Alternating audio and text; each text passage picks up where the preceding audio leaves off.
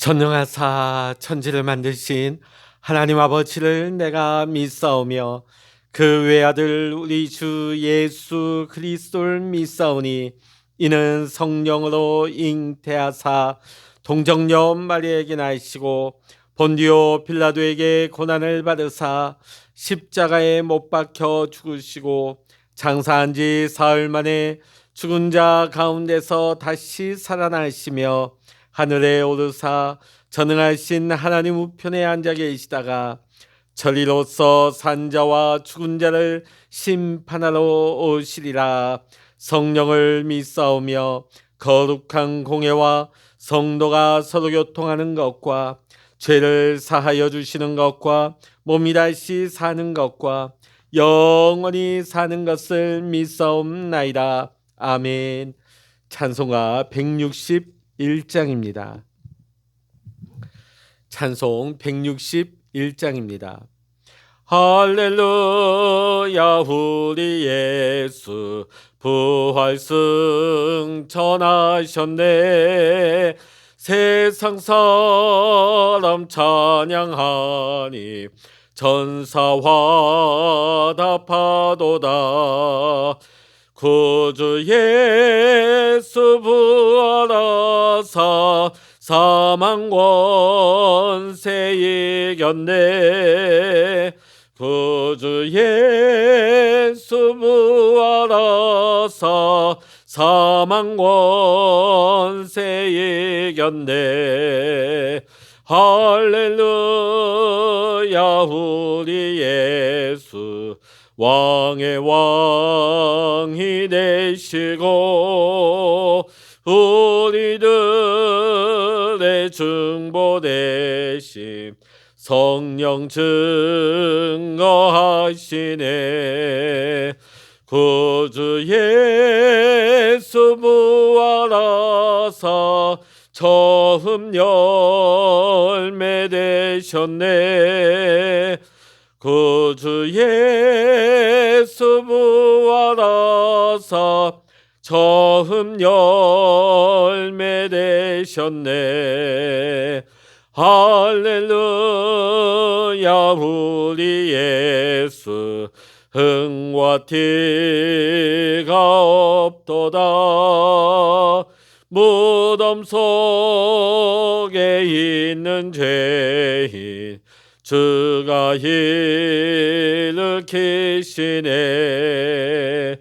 구주 예수 부활하사 영광 주로 오시네. 구주 예수 부활하사 영광 주로 오시네. 아멘.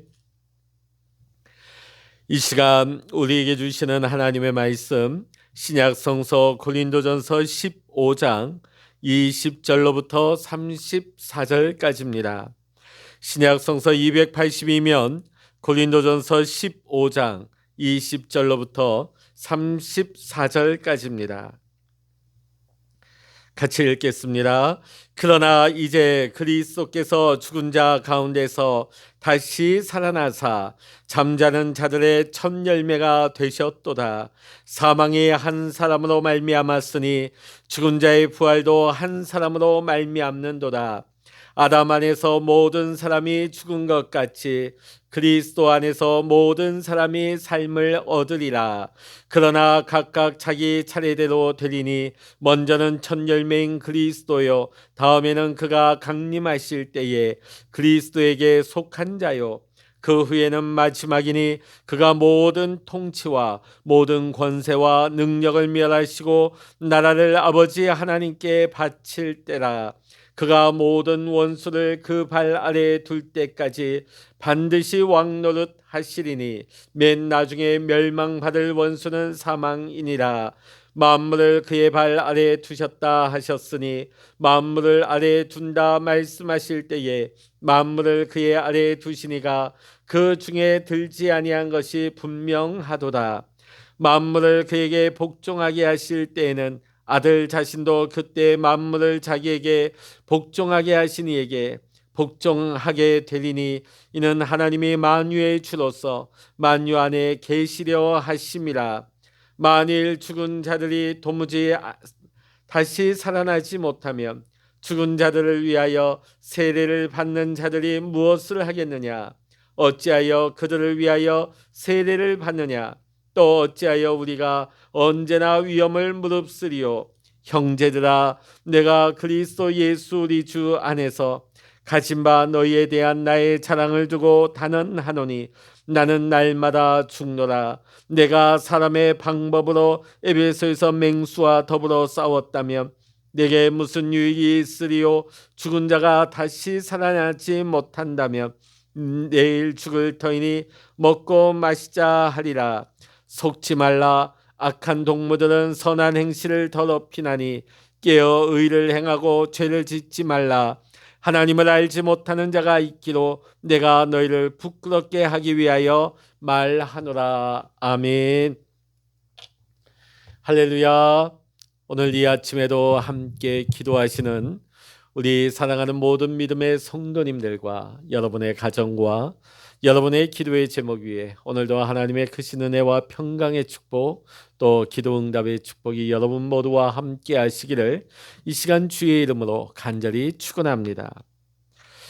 이 고린도서가 어떤 배경에서 쓰여졌는지 제가 다시 한번 좀 확인을 해드린다면, 글로에라는 여인의 집안 사람들이 고린도 지역을 다녀와서 그 고린도 지역의 교회가 직면하고 있는 문제에 대해서 바울에게 질문을 했고, 그에 대한 답변이 오늘 우리가 읽고 있는 고린도 전서가 되겠습니다. 우리가 앞에서 읽은 것과 같이 당시 고린도 교회는 고린도 사회의 영향을 받아서 많은 문제들을 가지고 있었습니다. 서로 자기가 지지하는 사역자들이 먼저 우선이라고, 더 뛰어나다고 서로 자랑하며 분쟁을 했고, 두 번째는 음행의 문제가 있었습니다. 교회 안에. 그런가 하면 성도 간에 서로 소송을 사회법정으로까지 가지고 나가서 소송을 벌입니다. 결혼을 하는 것이 옳은 것인지 하지 않는 것이 옳은 것인지 이것을 가지고 서로 갑론을박도 하고요. 그러면서 우상에게 드려졌던 제물을 먹어도 되는지 아닌지 이것을 가지고도 성도 간에 갈등을 했습니다. 은사가 무엇입니까? 말 그대로 하나님의 선물입니다. 자, 그런데 고린도 교인들은 이 은사를 가지고도 누구가 받은 은사, 누구의 은사가 더 큰지 그것을 놓고 서로 논쟁을 벌였습니다. 자, 그런데 앞에 여러 가지 제가 언급해드린 이런 문제보다도 가장 근본적인 큰 문제가 하나 있었습니다. 그것은 고린도 교인 중에 일부가 부활을 믿지 않고 있었다는 것입니다. 그러면서도 그것을 아무렇지도 않게 당연하게 여기고 있었습니다. 여러분, 부활 신앙은 예수 그리스도의 십자가의 대속의 죽음과 더불어 기독교를 형성하는 두 기둥과 같습니다. 그러니까 예수님의 십자가 대속의 죽음과 예수님의 부활은 우리 기독교를 떠받치고 있는 두 기둥이라 할 수 있죠. 예수 그리스도의 십자가 대속의 죽음이 없는 기독교 존재할 수가 없습니다. 또한 부활을 믿지 않은 기독교는 더 이상 기독교라 말할 수가 없습니다. 왜냐하면 우리가 매주일 지키는 주일 성수, 그날이 무슨 날입니까? 안식 후 첫날 주님께서 부활하신 날을 기념하는 것입니다. 그런데 주님의 부활을 믿지 못한다? 그것은 더 이상 기독교가 아닌 것이죠. 몸의 부활을 믿지 못한다 하는 것은 곧 주님의 부활도 부정하는 것이요, 그분의 대속의 죽음까지도 부정하는 것이 되는 것입니다. 앞서 보았던 여러 가지 고린도 교회의 수많은 문제들 가운데서도 이 부활에 관한 것은 결코 사도 바울 입장에서는 양보할 수 없는 문제였습니다. 그래서 어제 우리가 본 말씀처럼 사도 바울은 15장 1절로부터 11절까지는 예수님의 부활이 역사적인 사실임을 분명히 밝힙니다. 그리고 12절부터 19절까지는 주님께서 부활하셨기 때문에 예수님을 향한 믿음이 결코 우리는 헛되일 수 없고, 만일 우리가 그렇다고 한다면, 예수님의 부활을 믿지 못한다고 하면 우리는 불쌍한 사람이다 하는 것을 사도 바울은 매우 강하게 힘주어 말했습니다. 오늘 우리가 읽은 20절부터 28절까지는 주님의 부활이 우리의 부활이 된다는 것을 사도 바울은 말하고 있습니다. 20절 말씀 읽어보십니다. 그러나 이제 그리스도께서 죽은 자 가운데서 다시 살아나사 잠자는 자들의 첫 열매가 되셨도다. 아멘. 예수님께서 죽은 자들 가운데서 다시금 살아나셔서 잠자는 자들의 첫 열매가 되셨다 말씀하고 있습니다. 자, 이것은 예수님을 구주로 받아들이는 사람 역시 마지막 때에 다 부활하여서 부활하게 될 것임을, 우리 역시 부활의 열매를 맺게 될 것임을 오늘 사도 바울은 믿음으로 고백하고 있는 것입니다. 21절 말씀 읽어보십니다. 사망이 한 사람으로 말미암았으니 죽은 자의 부활도 한 사람으로 말미암는도다. 자, 히브리어 말로 사람이 아담입니다. 자, 우리가 아담이란 이름이 뭘까? 사람이란 뜻입니다. 자, 오늘 말씀을 보니까 21절에 한 사람 아담으로 인하여서 온 인류 가운데 죄가 들어오게 되고 우리는 그 죄로 말미암아 영원히 죽게 되었습니다. 자, 그런데 두 번째 아담이신 예수 그리스도로 인하여 우리가 부활하게 되고 영원히 살게 되었습니다. 22절 말씀 읽어보십니다. 아담 안에서 모든 사람이 죽은 것 같이 그리스도 안에서 모든 사람이 삶을 얻으리라. 자, 오늘 이 말씀 구절에서 강조되는 단어가 안에서입니다. 안에서. 아담 안에서 모든 사람이 죽을 수밖에 없는 것은 아담의 피를 이어받았기 때문입니다. 성경에 죄의 삭은 사망이라 했습니다. 아담의 죄로 모든 인류에게 죽음이 들어왔습니다. 반면 우리는 그리스도 예수 안에서 예수 그리스도와 영적으로 연합되었습니다. 그래서 우리는 예수 그리스도의 보혈을 통하여 영원한 생명을 얻게 되었습니다. 창세기 5장을 보면 아담의 족보가 쭉 나오고 있습니다. 아담에서부터 노아의 아버지 라멕까지 9대에 걸쳐서 쭉 소개가 되고 있는 건데요. 그들 중에 죽음을 맛보지 않고 하나님 나라에 올라간 에녹을 제외하게 되면 당시 사람들의 평균 수명은 900살이 넘었습니다. 야, 우리는 그 족보를 읽을 때마다 야, 이렇게 오래 살았단 말이야? 자, 그런데 그 아담의 족보의 초점은 900살 넘게 살았다. 그것에 초점을 맞추고 있는 것이 아닙니다. 야, 오래 살았다. 그것이 아닙니다. 결론은 뭡니까? 죽었다는 거예요. 아무리 900살 이상 살았다 할지라도 그들의 인생의 마지막은 무엇입니까? 죽었다. 죽었다.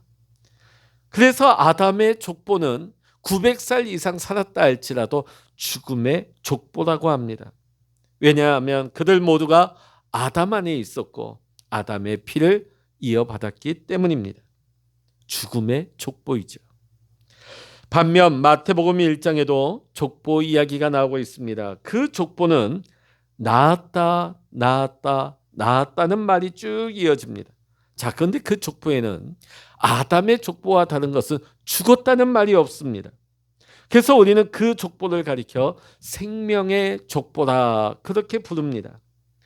누구든지 그리스도 안에 있으면, 그리스도의 피가 그 안에 있으면 유다같이 아무리 형편없는 사람이라 할지라도, 다말 같은 사람이라 할지라도, 기생 라합 같은 천한 사람이라 할지라도 영원한 생명을 얻게 된다는 것을 강조하고 있는 것입니다. 그렇다면 오늘 우리는 어떨까요? 기생 라합이, 유다 같은 사람이, 다말 같은 사람이 영원한 생명을 얻었다면 오늘 우리 역시 마찬가지입니다. 아무리 형편없는 자라도, 우리같이 연약한 사람이라 할지라도 우리 역시 예수 그리스도 안에서, 예수 그리스도 안에서 우리는 영원한 삶을 누리게 되는 것입니다. 사도 바울은 부활에 관해 쭉 말하다가 갑자기 심판에 관해 얘기를 하고 있습니다. 심판에 관해 얘기를 합니다. 왜 그럴까? 그것은 부활을 믿지 않는 것은 예수 그리스도 안에서 만물을 회복시키시는 하나님의 주권을 믿지 않는 것과 같은 말이기 때문입니다. 우리는 부활과 만물을 회복시키시는 하나님의 심판을 믿을 때에 비로소 우리는 올바른 삶을 살아갈 수가 있는 것입니다. 29절의 말씀 읽어보십니다. 만일 죽은 자들이 도무지 살아나지 못하면 죽은 자들을 위하여 세례를 받는 자들이 무엇을 하겠느냐? 어찌하여 그들을 위하여 세례를 받느냐? 자, 이 말씀의 배경을 알 필요가 있습니다. 초대교회 당시에는 미처 복음에 대해서 듣지 못하고 죽은 부모님이라든지 가족들을 위해서 대신 세례를 받아주는 경우가 있었던 것으로 보입니다. 자, 앞서가신 부모님, 복음을 듣기 전에 받기 전에 돌아가셨어요. 얼마나 안타까울까요? 자녀들이 부모님을 대신해서 세례를 받게 되면 하나님께서 자비와 긍휼을 베풀어 주시지 않을까 하는 이유에서 초대교회는 그러한 세례가 베풀어진 걸로 보입니다. 물론 오늘날 교회는 이런 세례 베품이 없습니다. 자, 그런데 오늘 바울은 이것이 옳다 틀리다 그 견해는 밝히지 않습니다. 자, 그런데 오늘 여기 보니까 부활을 강조하는 데 있어서 이 세례를 논증으로 이용하고 있습니다. 인용을 하고 있죠. 자, 고린도 교회 역시 이러한 세례에 관습이 있었던 걸로 보입니다. 즉, 예수 믿는 것이 좋아서 죽은 사람 위해서 세례를 대신 받아주면서 너희가 부활을 믿지 않는다는 거, 이거 말이 되는 것이냐? 질책하고 있는 것이죠. 30절 말씀 읽어봅니다. 또 어찌하여 우리가 언제나 위협을 무릅쓰리요? 바울은요, 주님께서 만일 부활하지 않으셨고 부활이 없다고 한다면 왜 바울 자기 자신이 편안하게 살지? 왜 수많은 위험을 무릅쓰고 고난의 길을 그렇게 걸어야 했겠느냐? 지금 고린도 교인들에게 반문을 하고 있죠. 우리 역시 마찬가지입니다. 만일 부활이 없다고 한다면 우리는 세상 가운데 편안하게 세상 하고 싶은 대로 따라 살아도 되는 것입니다. 세속적인 가치를 추구하며 살아도 되는 거예요. 그러나 우리는 부활을 소망하기 때문에 지금은 어렵고 힘들고 조금은 불편하게 산다 할지라도 믿음 안에서 절제하면서 우리는 말씀대로 기쁨으로 살아가는 줄로 믿습니다. 31절 말씀 읽어봅니다. 형제들아, 내가 그리스도 예수 우리 주 안에서 가진 바 너희에 대한 나의 자랑을 두고 단언하노니 나는 날마다 죽노라. 자, 바울은요 지금 자신이 날마다 죽는데 그것을 자랑한다고 말하고 있습니다. 즉, 자신이 죽는 것이 오히려 사는 것이라고 역설적으로 말하고 있죠. 자, 그러면서 32절에 말씀합니다. 읽어보십니다. 내가 사람의 방법으로 에베소에서 맹수와 더불어 싸웠다면 내게 무슨 유익이 있으리요? 죽은 자가 다시 살아나지 못한다면 내일 죽을 터이니 먹고 마시자 하리라. 자, 로마 시대의 각 도시에는 원형 경기장이 있었습니다. 자, 그 원형 경기장에서는 검투사들이 맹수들과 싸우고 있습니다. 자, 그런데 당시 사도 바울이 이 고린도에 편지를 할 때만 해도 이 그리스도인들을 그 원형 경기장에 몰아놓고 맹수의 밥이 되게 한다든지 거기에 사자밥으로 던져주는 경우는 아직까지는 일어나지 않았습니다. 자, 그렇다면 사도 바울은 왜 이런 말을 했을까? 이것은 비유적인 표현으로 보는 것이 맞습니다. 원형 경기장에서 맹수와 싸우는 것과 같은 위험을 감수하고 왔다는 거예요. 왜? 부활하신 주님을 증거하기 위해서. 그 부활하신 예수님을, 부활의 기쁜 소식을 증거하기 위해서 그 맹수와 싸우는 것과 같은 목숨을 거는 위험을 서슴지 않고 오늘날까지 통과해 왔다는 것이죠.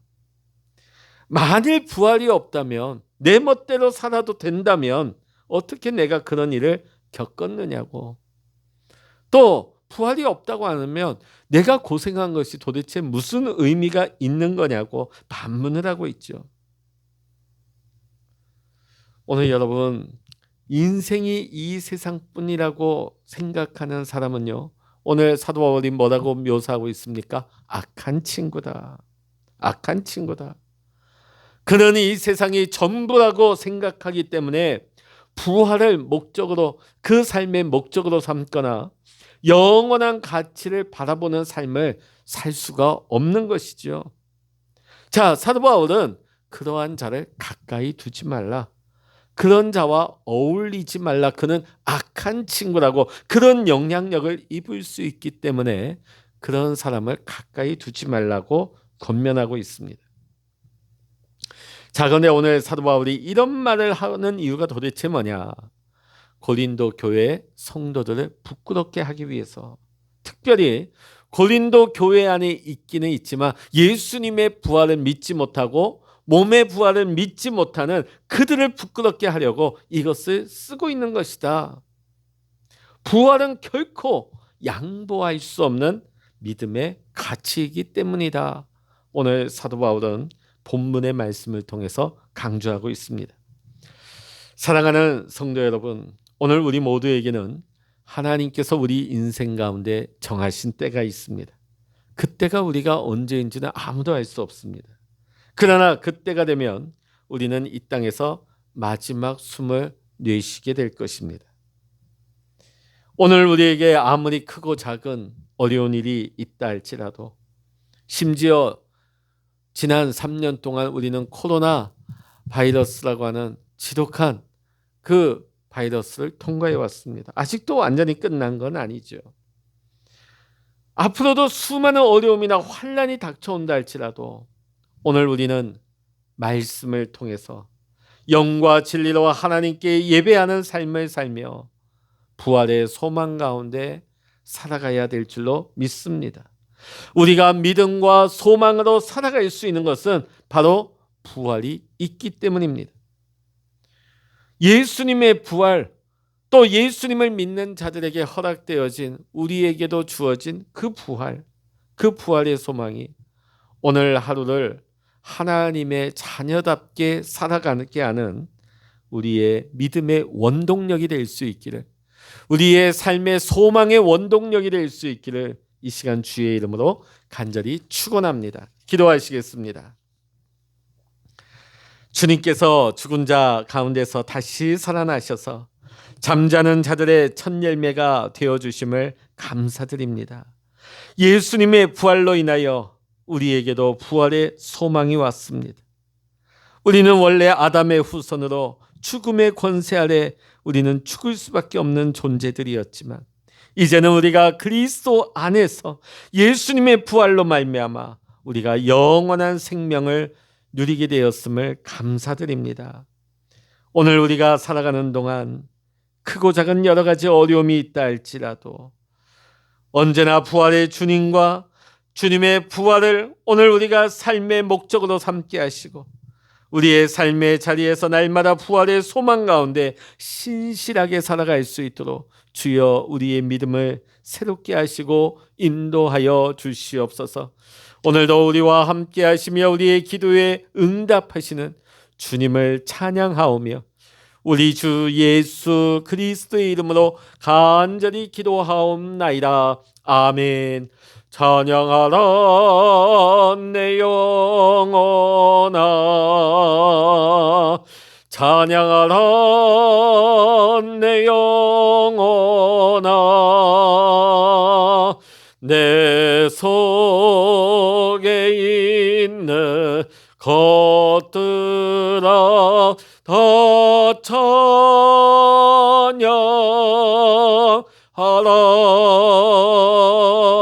기도하라 내 영혼아.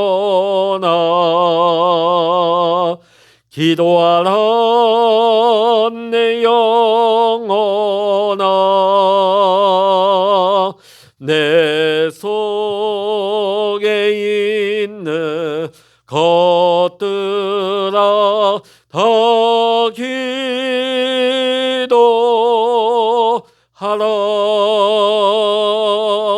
주여 일창으로 합심하여 기도하십니다.